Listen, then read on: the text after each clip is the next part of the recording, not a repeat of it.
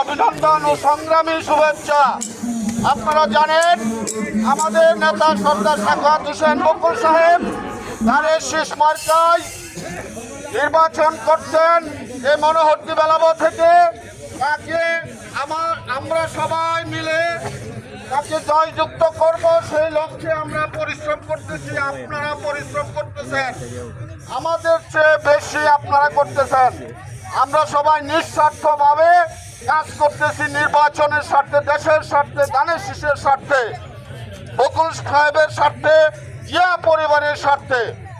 আপনাদেরকে সবাই ধন্যবাদ জানাবো। আপনারা প্রস্তুতি নিন আগামী 12 তারিখের সংসদ নির্বাচনের জন্য কোনো রকম ষড়যন্ত্র যেন না করতে পারে। যদি কোনো ষড়যন্ত্র হয় কোনো কেন্দ্রে কোথাও, আমরা সেটা প্রতিহত করার চেষ্টা করব। কি বলেন? আমাদের ভোটের অভাব আছে? আমাদের অভাব নেই। আমাদের দল বিএনপি শান্ত শিষ্ট দল। কেউ আপনারা গুপ্ত থেকে আমাদেরকে ডিস্টার্ব করার চেষ্টা করবেন না, তাহলে আমরা সেটা প্রতিহত করার চেষ্টা করব।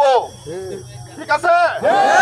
কিন্তু আমরা কারো পায়ে পা দিয়ে ঝগড়া করব না। আর যদি কেউ পা দিয়ে আমাদের পায়ে পাড়া দিয়ে চেষ্টা করে ঝগড়া করার জন্য, তাহলে আমরা সেটা মেনে নিব না। কি বলেন? আমি আপনাদেরকে আগামী সোমবার দিন জালাকচর, সোমবার শেষ প্রচারণার দিন জালাকচর হাই স্কুল মাঠে বকুল সাহেবের নির্বাচনী জনসভা হতে যাচ্ছে আগামী সোমবার দিন দুপুরে। টাইমটা আপনাদেরকে জানানো হবে।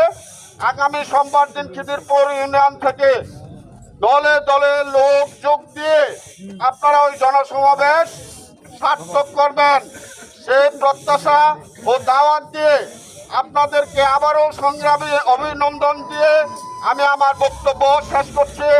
আসসালামু আলাইকুম।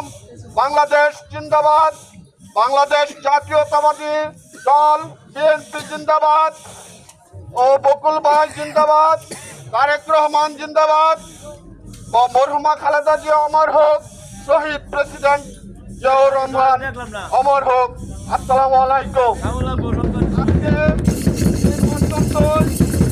সমাপ্ত করলাম। খুদা হাফেজ।